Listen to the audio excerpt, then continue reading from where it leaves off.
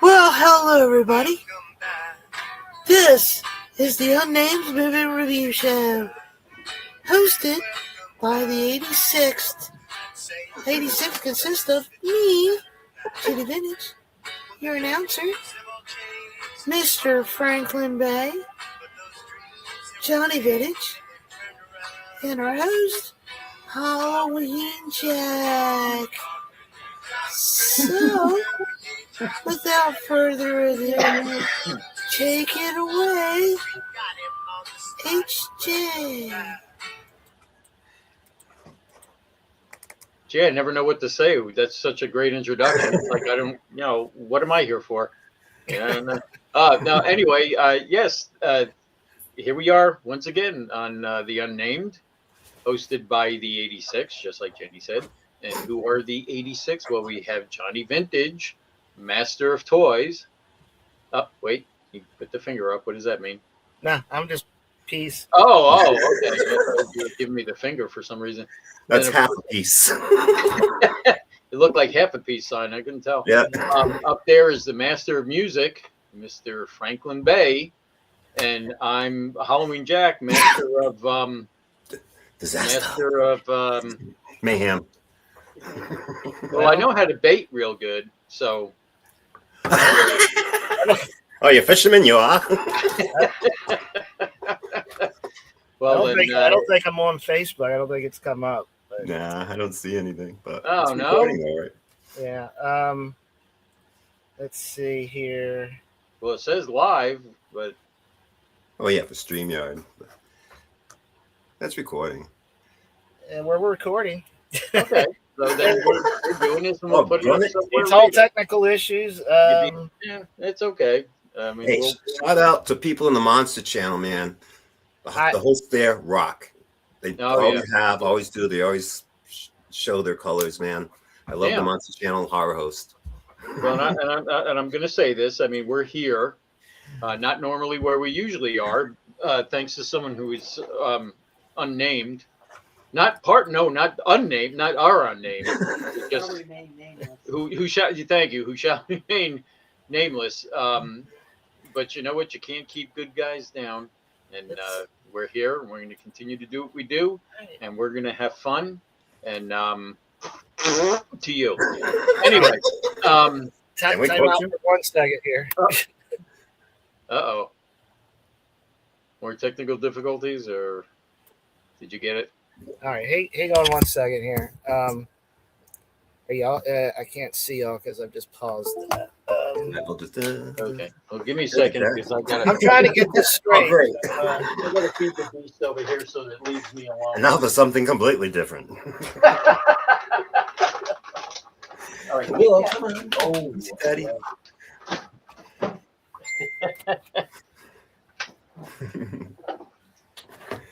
I wonder if that's somebody telling me they can see me or not see me. I don't know.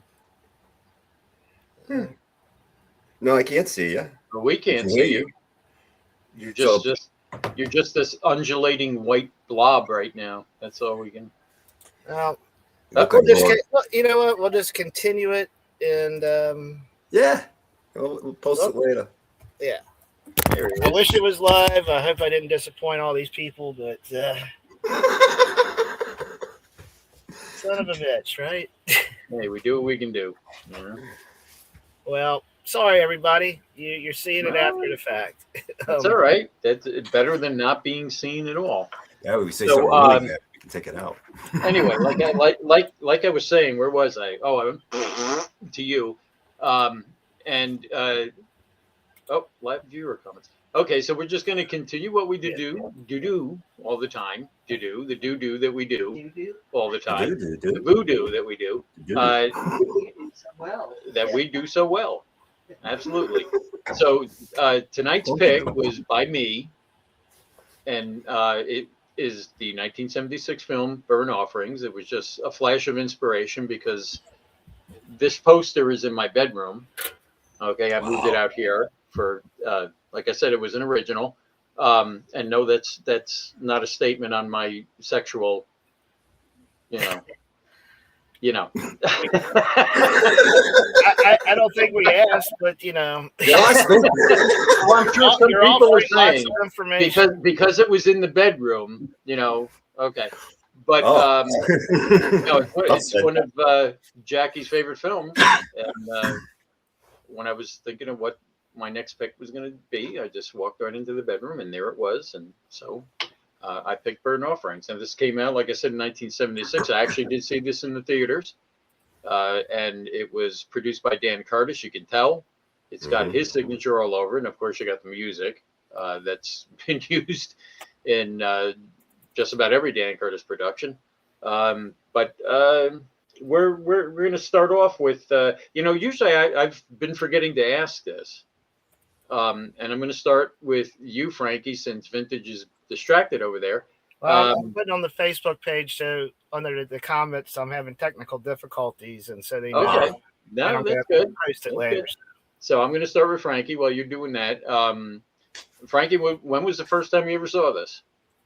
I know I must. It does seem familiar, and if I've seen it, it's probably was like a long time ago, like probably closer to when the movie was actually released.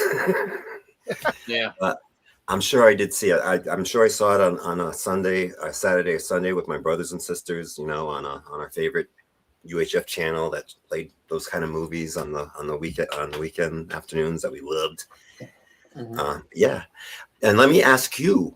Or did you already answer this question? Why did you pick this one? But you already did answer this question, didn't you? Because you're married to Karen Black. Because I'm married to Karen Black, or somebody very close to Karen Black. I mean, we live in an old Victorian, and she kind of has that same vibe as Karen Black. I mean, besides the fact that I like the movie. I mean, don't get me wrong. Yeah. I mean, like I said, I saw it back in the theaters in '76, and I've always liked this, and I mean, I've always liked everything Dan Curtis has done. So I picked this for that reason, and so I wouldn't get beat up. So I think that's reason enough. You didn't want to be the Burnt Offerings. Halloween Jacqueline goes into the little witchy bag of tricks. It's a spell on you. So Vintage, when was the first time you saw this? I'd say 2 hours ago. I finished it about 2 hours ago. I started it last night and finished it today. And, oh man, it was a chore to get through. I just kept looking at how much longer is this movie. It seemed like it went on forever. Wow. I mean, ever. And I don't want to hurt nobody's feelings, but this is it just dragged. The only thing that's going to get hurt is you, but go ahead. By my much more than somebody could do to me this week. So, yeah, I just was kind of bored, and I literally wrote like 2.5 pages of notes somehow. Yeah. Yeah, it just wasn't for me. And that's okay. You know. Yeah, I don't fault anybody else for liking it. It just wasn't my cup of tea. Down, honey, down.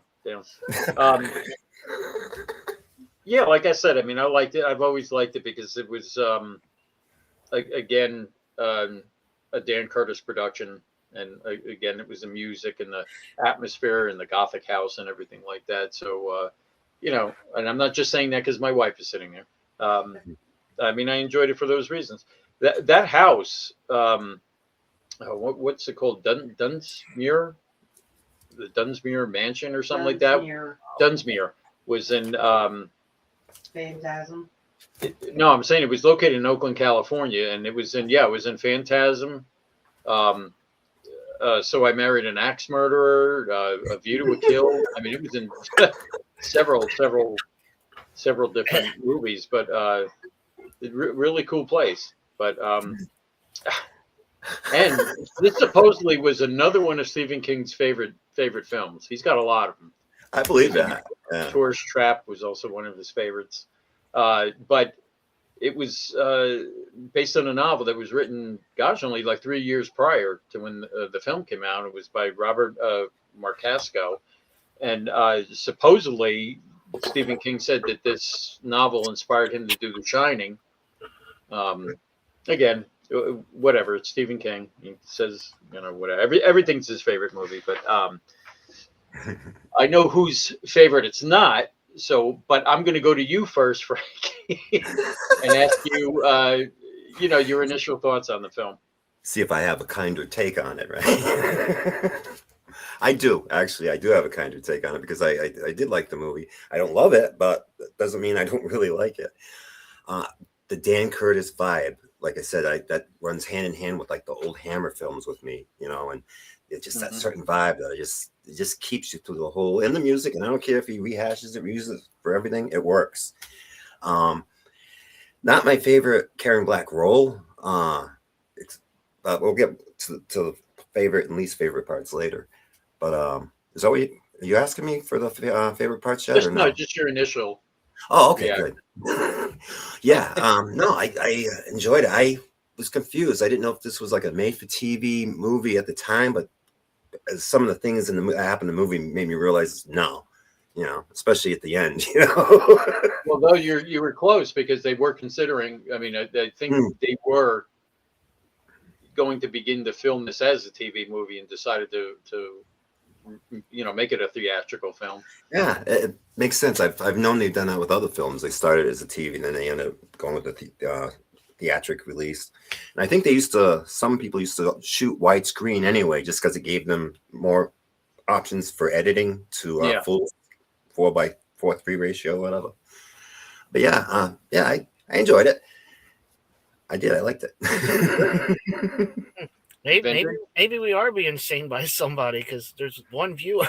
So, oh, really? Wow.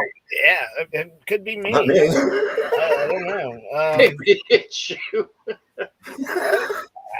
I don't know. I don't see it, but maybe it's Priscilla. Well, they're gone now. The one viewer is gone. Uh-oh. Wonder who that might have been.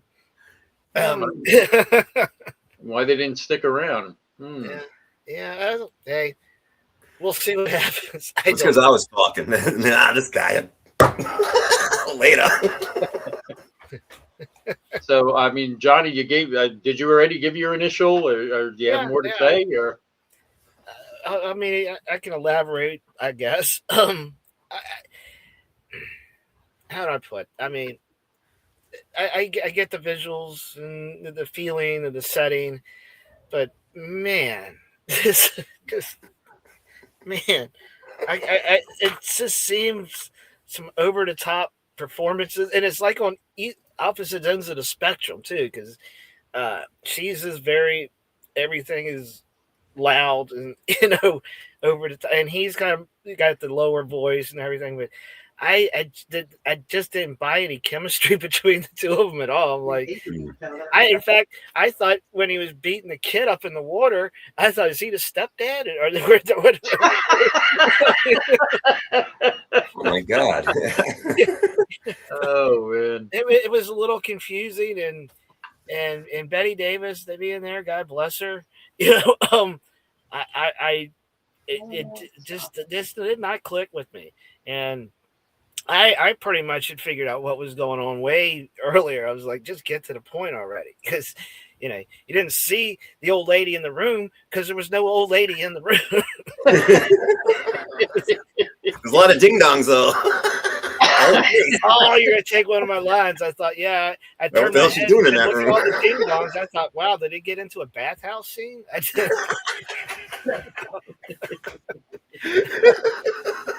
Oh, boy. Anyway, we can go on to likes, I guess. Well, and let me just say this. I'm guessing you're picking up when you were talking about no chemistry, because nobody on this film really liked each other. I mean, I don't know about the young boy. Nobody ever hated them all. Nobody ever said anything about him. I mean, he was a fairly prolific actor in the 70s too. He was in a lot of made-for-TV movies and stuff like that. But I mean, Karen Black didn't like Oliver Reed. Betty Davis didn't like Karen Black because she said that she didn't give her the respect, for her stature in the business. Um, Just on Betty being Davis despised Oliver Reed. She referred to him as that guy, oh my and, God. and would not And talk to him other than delivering the lines. And I mean, to be honest with you, I found that a little hard to believe because I kind of thought yeah, their chemistry was fairly good, like in the scenes when she was dying. that's one of my And favorite and parts. I'm sure Oliver Reed was so drunk he didn't give a crap who liked him or who didn't like him. Yeah, no, I shouldn't say that. Is that But why he sweated the whole damn movie? he had a reputation, yeah. Um, but it seemed like nobody liked each other but I have to say, I've seen a lot of stuff of Betty Davis, and I mean, she was really good. Going back into the 30s, 40s, and she kind of became what I call a scenery chewer in some of the films in the 60s. I really believe this was one of her best roles. I mean, I really, really liked I her. love the character in it. I thought she was really good in this, but I mean, I don't want to get too far ahead in her dislikes and likes. And by the way, Karen Black was 4 months pregnant when she did this film. So No shit.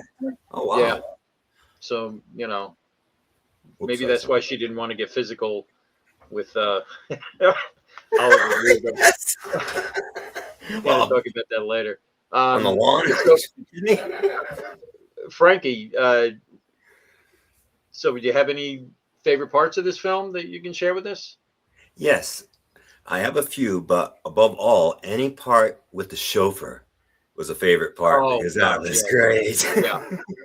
That was awesome. And I'm sorry, Oliver Reed, I loved him in this. I thought he was great in this role, and his reactions, especially when he saw the chauffeur, it was the kid, the 12-year-old kid or 10-year-old kid, whatever he was at the funeral when he saw that, and it was just like really riling him up. But you like you mentioned the relationship between Ben and Betty Davis. I thought they had great chemistry. I love the relationship between them. They reminded me of kind of the way I joke around with my mother-in-law. Just I was like, oh well, they're really cool together. But any part with the chauffeur, yep. And I love the Dan Curtis feel that anybody that can put their signature on something and without even seeing credits, oh, this is this person's film, and that was about it. I'm sorry, I'm just trying to find the name of the chauffeur because there was a point I wanted to make about him. Oh, Anthony James. He just passed away not too long ago. Yeah, 2020 he passed away. Great character actor. Hell yeah.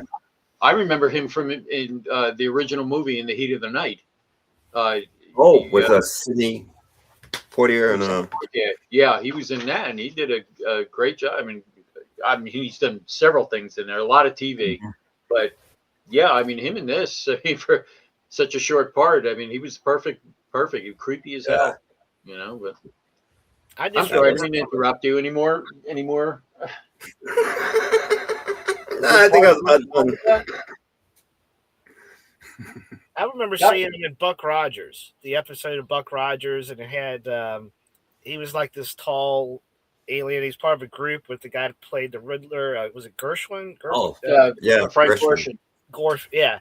And I think it was a 2-part Buck Rogers episode, but he was this big tall thing, and he ended up turning on the other group. He was he was more had more ethics, I think, but that's how I remember him from.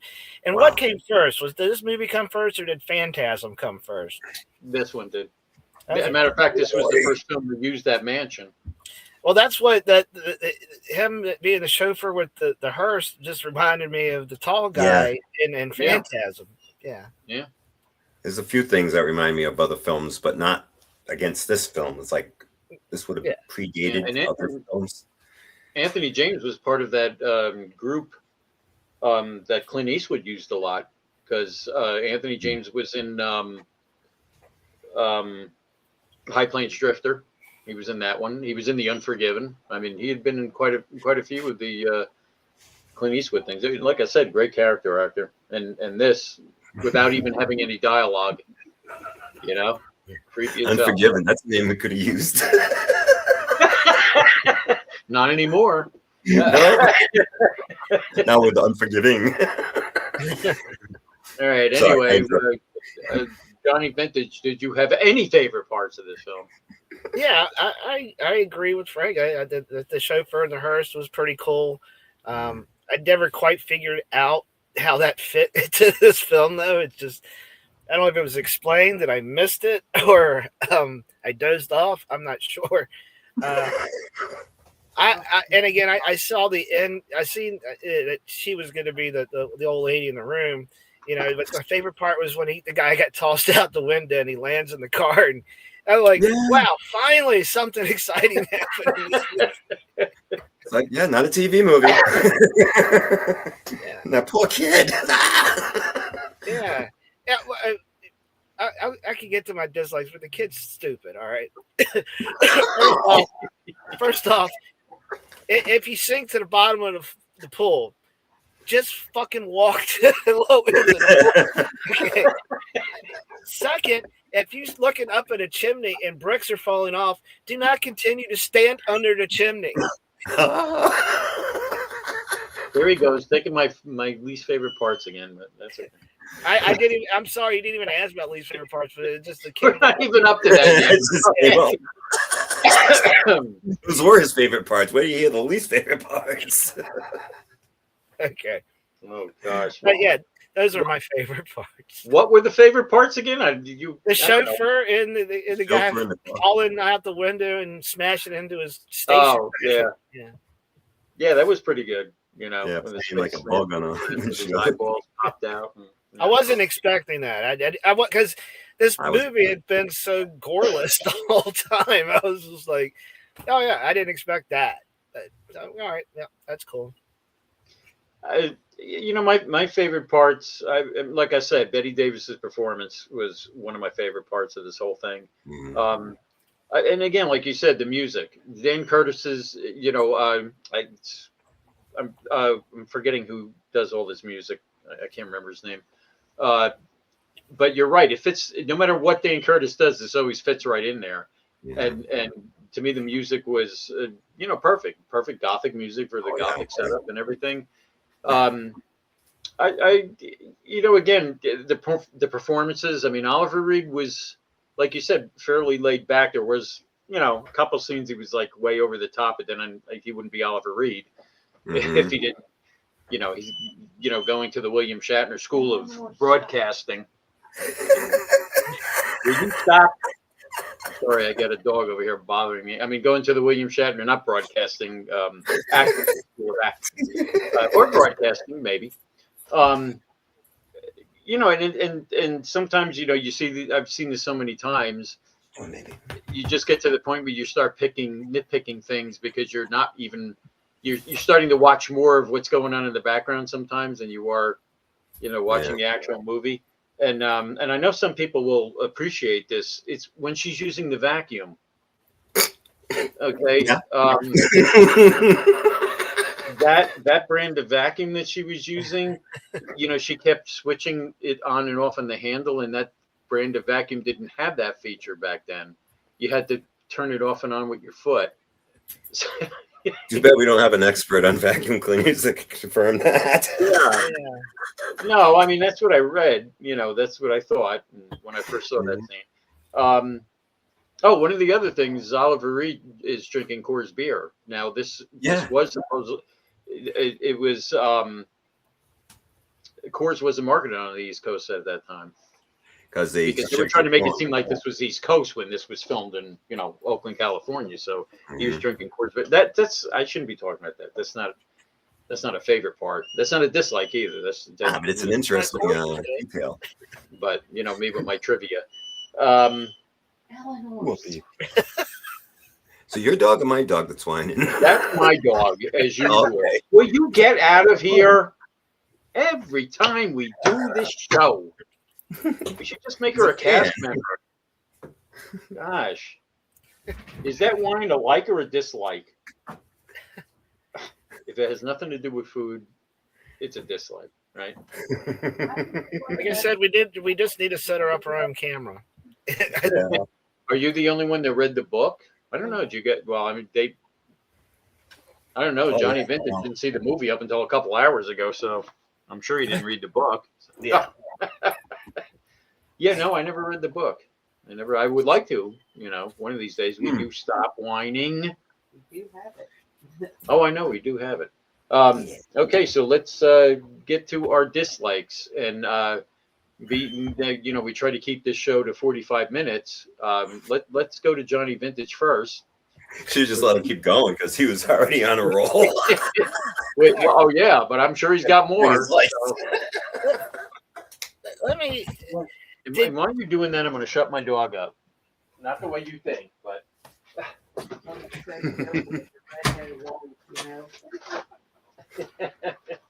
Woo, baby. I don't want to start without Jack, so I'm going to wait. No, I'm listening. Go ahead. All right. Let me tell you, this movie annoyed me in the beginning. It's an editing issue, but there were scenes where Oliver Reed had glasses on, and then the next scene he wouldn't have glasses on. Yeah, but it's still a continuation of the same scene, and then he comes back out with the glasses on. Yeah, there's a lot of continuity errors like that. Yeah. Yeah, and you subconsciously pick that up, even if you don't really, and it bothers you. Well, especially when you've watched it as many times as I've seen it. Yeah. But you mentioned about paying attention to stuff in the background and not the actual movie part. It just bugged the shit out of me the whole movie. I'm like, anyway, that's just little things. Oh, look and see, we have a guest. Yeah. He was two. When they're in there and Burgess Meredith is there in the chair, he has this really weird interest in the young boy. It was kind of awful. Yeah. Let's see him. Taking my parts again. All right, we could change this. We could change this format up next time and let the host give their likes and dislikes first. Okay. Well, that just goes to show you how we think alike. Scary, but it's and while I was watching it, I was wondering if both of y'all have this thing for Karen Black, since you both pick Karen Black movies. I don't. Just the movies I liked. Yeah. But there's one thing about Karen Black, and it was a favorite I forgot to mention, was this is the second movie that she's been in where like her final scene is like so boom. So like, whoa, like her final scene in this was like intense. Yeah. And that like that final scene. Yeah. Well, no, not that one, but like same thing. Trilogy of Terror. Her final scene is like, oh, and she did the same thing in this movie. Yeah, no, that final scene was really creepy. Oh yeah! Every time I see that picture, it just seems to get scarier and scarier.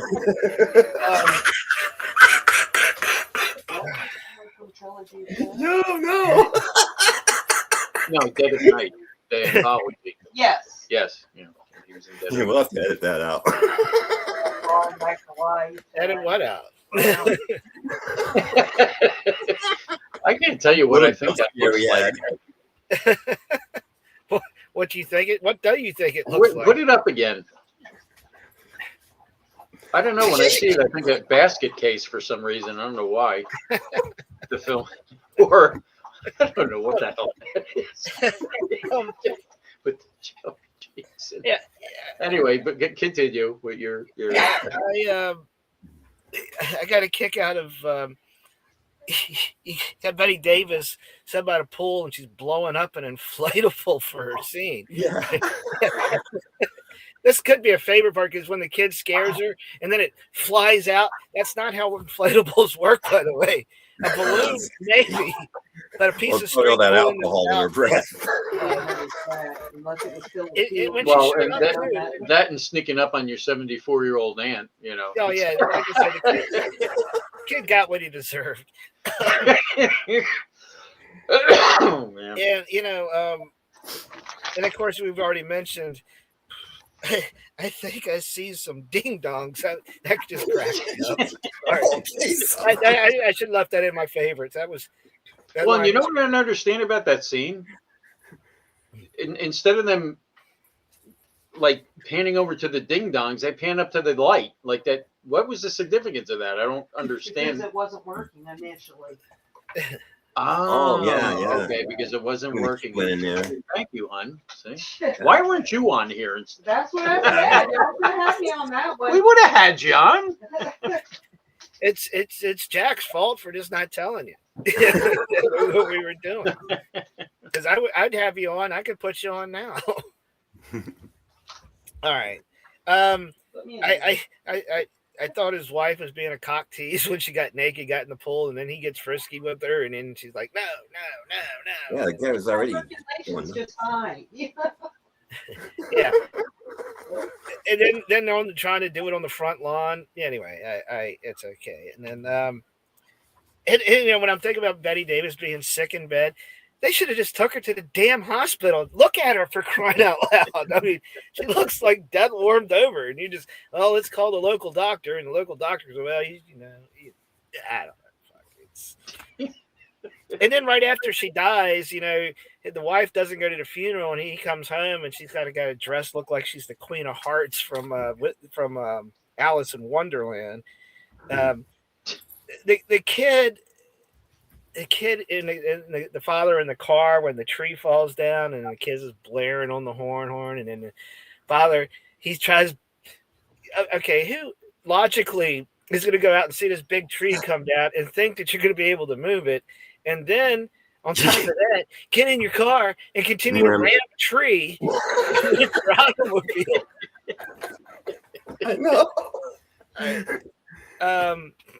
Anyway, and him constantly, it was just sweating the whole time. I kept noticing it's like he's just glistening.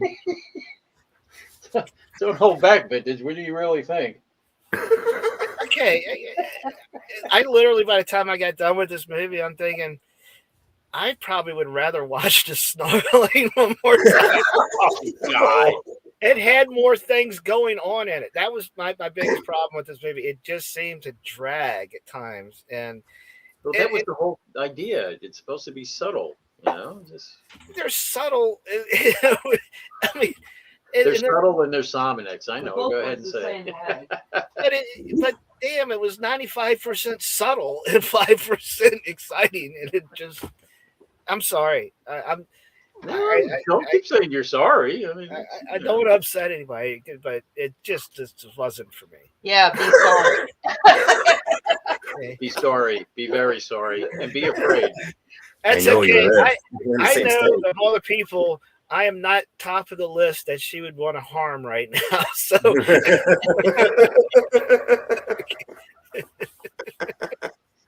Just so you know, I absolutely love this movie. That's okay. Each their own. Everybody. Yeah. I love it too. Always have.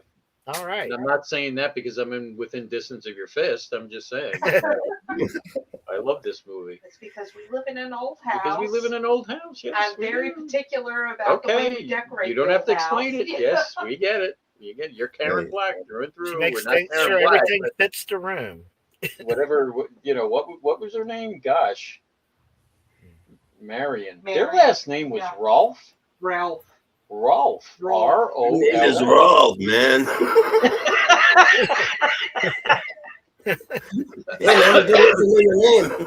I got to tell you a funny story that I read about this movie. Betty Davis was an avid bird watcher, so she always had a pair of binoculars. Now, supposedly, there was real tennis courts on this, on this mansion, and there was always young guys out there playing tennis, and she kept watching them with her binoculars using the excuse of watching birds. So they kind of called her out on it.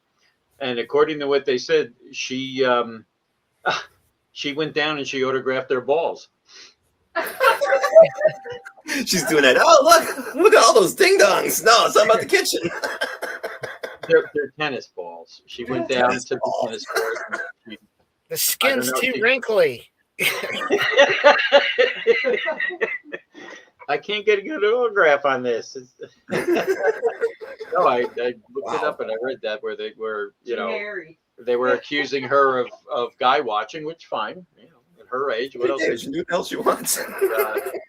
She went down there and autographed their tennis balls. So. Hey, somebody's watching. Hello. Hey, whomever you are. I'm glad you found us because I'm having issues with finding us, but that's be par for the course with this.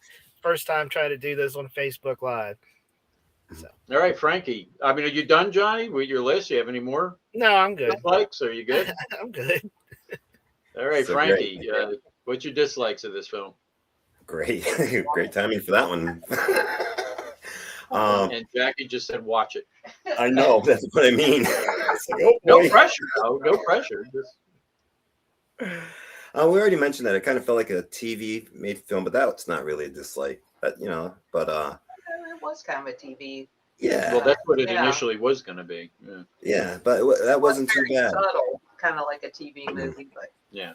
I think if I went to the drive-in, I would have felt a little more disappointed because it felt more like a TV. But if I watched it on TV, I'd be like, wow, like Trilogy of Terror. That was like a bonus. I was, but least favorite parts, Ben with the kid in the pool, that really bothered me, even though I know he was going under some kind of, possession thing or evil influence, but still the way he just kept that kid, I'm sorry, that kid through that whole movie went through hell. I'm sure he's in an institution somewhere after all the crap. Yeah, the house fell on. Well, forget it. he's out of his misery. That and when Betty Davis dies, that bothered me. When she died, oh man. When who died? Betty Davis. Oh, Betty Davis. Oh, yeah. Yeah. And that was kind of like, ew, and it was like creepy the way she was like on the bed and really got Do you pick her up. see his drag her out. dog? Do you hear his dog crying and whining? I see. Shut up!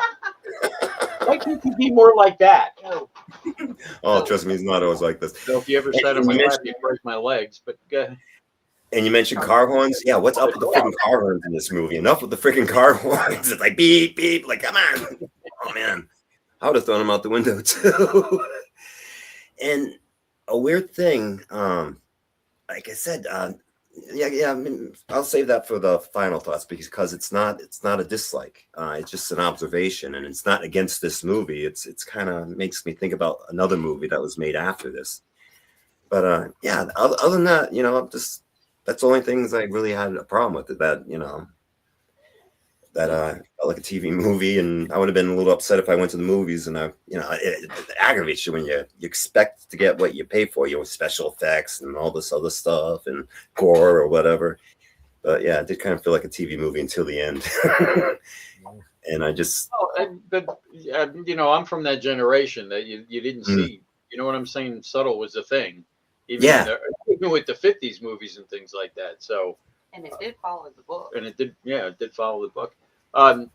My least favorite things are, like kind of the pedophilia nature of a couple of those scenes. With like you were saying with August Meredith. And even his father. Because remember they were in the woods and he found the glasses and he's like, "Would you like some candy, little boy?" And I was like, "Oh my God, what the hell was that?" But I don't know. See, my least favorite parts is that sometimes, when I read these things and they say, they give you the, you see the mistakes and stuff like that. And they kept saying that at the end, when the chimney was coming down, you could see the wires pulling it apart. I've watched this movie 100 times and I've never seen the wires. Or I thought that was a great clocks going backwards. They said that you could see the wire. I never saw any of that. I thought it was a great effect, especially for the time. I was like, wow, that's pretty impressive, And if you could see wires, who cares? I thought it was clever. Yeah. I like that. I mean, I like I said, sometimes when I've seen movies over and over again, instead of looking in the background and seeing, I can see the mistakes or the wires. I never saw them. I'll tell you what, my really, really least favorite part was Dub Taylor as the caretaker or whatever he was in the beginning. Oh yeah. He opens the door and he goes, "Oh, I'm the caretaker. I'm in charge of keeping this place spick and span." And did you see how dirty his T-shirt was? Yeah. Keeping the place spick and span. You can't even wash your own T-shirt. There's grub. I mean, again, this might have been one of those movies. You might have benefited. It was really close to the book, from what Jackie was saying. You probably might have benefited from reading the book first. Yeah. Because I don't know. I just think some things were just a little vague. I mean, I'm supposing when you watch it at the end and you see all the pictures that the house was just collecting families. It just over and over again. But I don't know. I really enjoy this film. I like it a lot. So I guess we're going to get into ratings, and I can't wait to hear this one. Johnny's pulling out his sheets. I forgot to get I didn't jot down the ratings for New Year's Evil. I don't know if we did anything for Trilogy of Terror because I figure I could go back and watch it in the video. Well, yeah. No. Oh no, I think I got him. Yeah, pretty sure I got him. Well, that was we watched Trilogy of Terror. So did we really rate it? I mean, no, we didn't. So we don't don't have to. Yeah. Yeah, we usually save that for this, I suppose. So what did you say you didn't? What we rated? What was the other one? Last New Year's Evil. I gave it a 5. I don't know what. I can't remember what y'all gave that one. Wow, gee, I don't remember. Yeah, we'll have to figure this out. But anyway, Johnny, I'm going to let you go first. What are you going to rate this? I'm going to go with a 4. A what? A 4. Speak up. Speak up. A 4. Did you hear that, hon? No. You're gonna need Band-Aids. Yeah. Oh, wow. I don't really. I don't hate the movie. I don't love the movie. It was just dragged too long in some parts, and I get the subtlety and stuff. I did like some of the cinematography and stuff, and it does harken back to the older films, but it was just the actors themselves, and it just didn't click with me, and that's okay. And again, maybe that had to do with them not getting along with each other either. Yeah. I mean, it's. I mean, like I said, or like actually Frankie said, and I agreed with him. I mean, I thought Oliver Reed and Betty Davis clicked. I mean, they seemed, pretty good in some of the spots. But so, hey, as long as you rated it above Moon Zombies, that's yeah. What did you give Moon Zombies?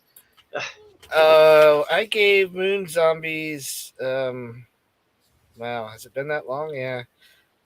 I actually gave Attack of the Moon Zombies a 4 also. Oh my God! What did we give it? What did the Jack and me give it? Let's see. HJ gave Attack of the Moon Zombies a 5. You just trying to be nice. What's the point? Got to pick the movie. He gave it a 1, Frank. He gave Moon Zombies a 1. I gave it a 1. Yeah. All right, I believe that. It was horrible. All right, Frankie, what are you going to give this one? Like I said, it wasn't super exciting, but I do love atmosphere films that kind of put you in this atmosphere, and I like being in that Dan Curtis feel, and you never know, it's kind of ghosty and spooky. I have to, since I like it, I have to give it an 8. I was 7.5, 8. I'll give it an 8. Stan Curtis could support it. Yeah, and I agree. I mean, that's not the only reason why I would rate it high. I mean, I like the story and the whole idea behind it. So I'm going to give it a 9. So you can sleep tonight. I'm not worried with that when I open. I'm just detracting 1 point for that mistake with the vacuum cleaner. Do your research. Do your research. I think I want to. I'm not going to do any research on vacuum cleaners. It just brings up bad things. Okay. Yeah. All right. So let's get to our final part. Somebody okay. What?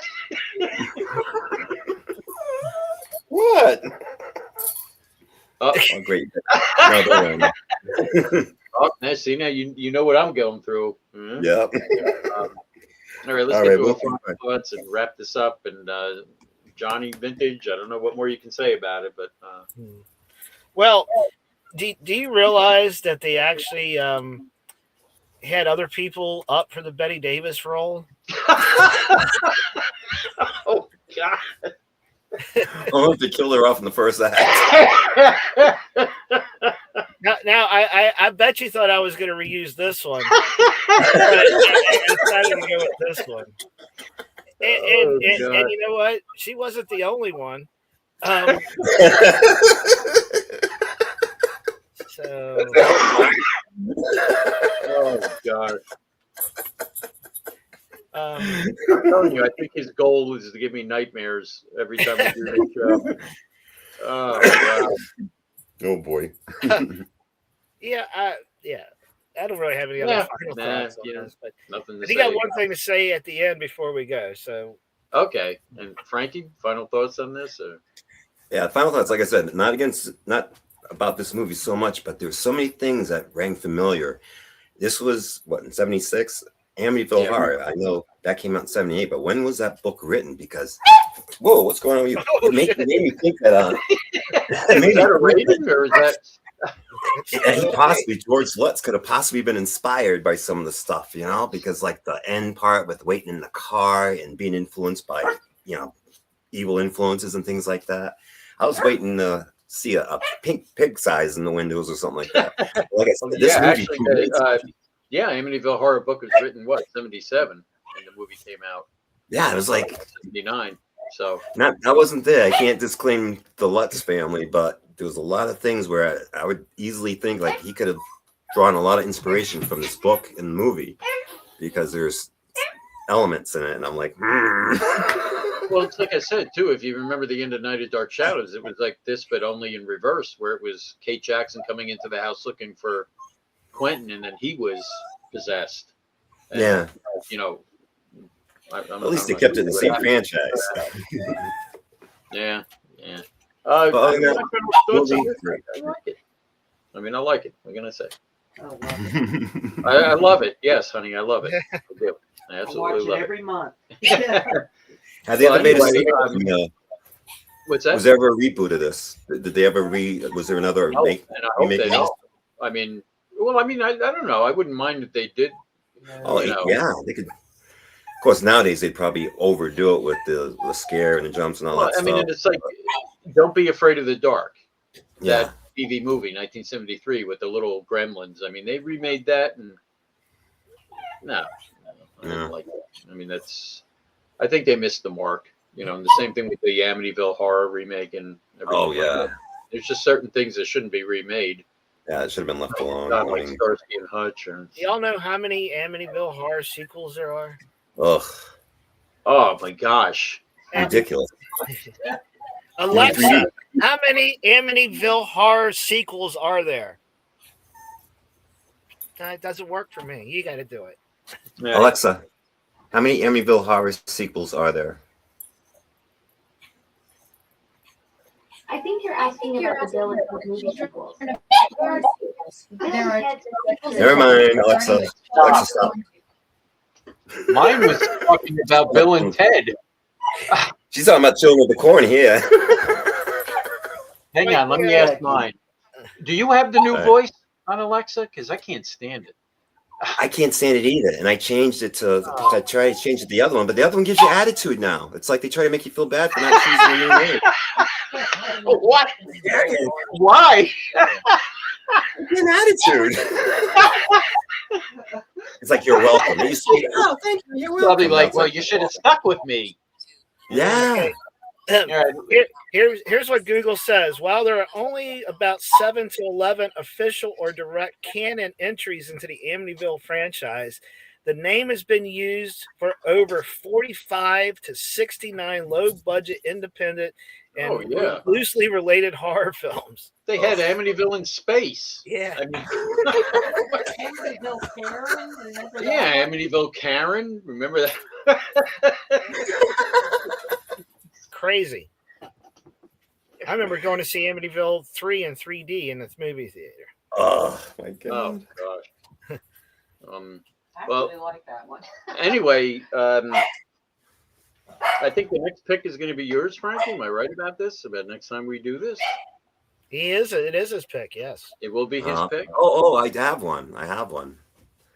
Really? Would you like to share? You want to hold this? War of the Gargantuans, 1966. Oh, War of the Gargantuans? Oh, yeah. Wow.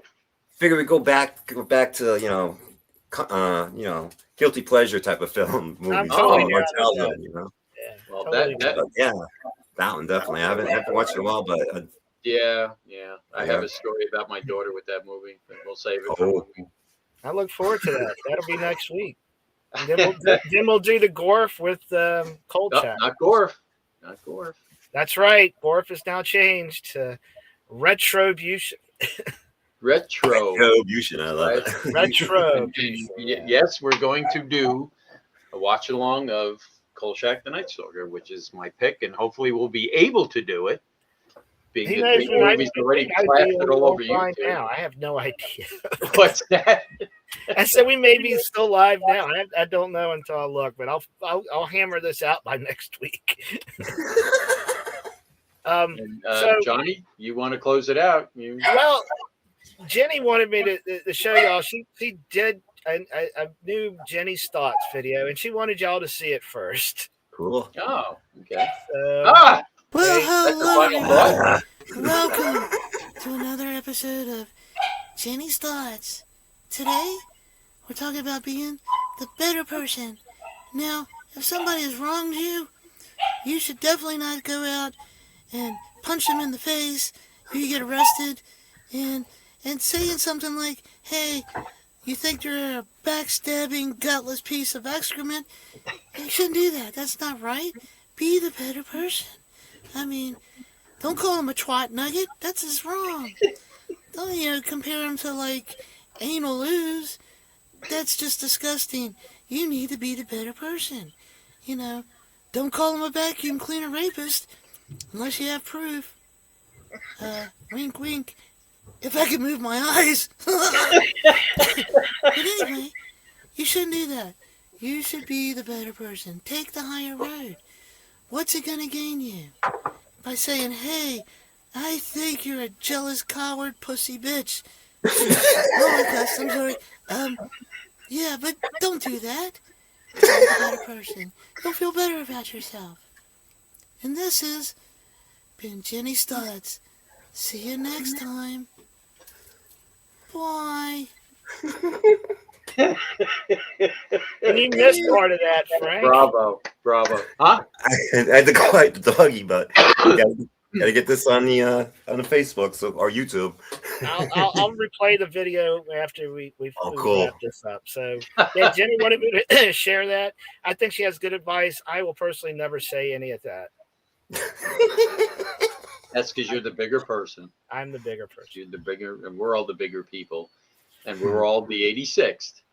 And we will be back here next time with War of the Gargantuas. I can't wait. Great pick, Frank. Great pick. Awesome. Yes, we're the 86th. This has been the Unnamed, and we will see you next week. And for those of you who are in the path of this new upcoming storm, we hope everybody is safe, and we will see you back here next time. Peace out.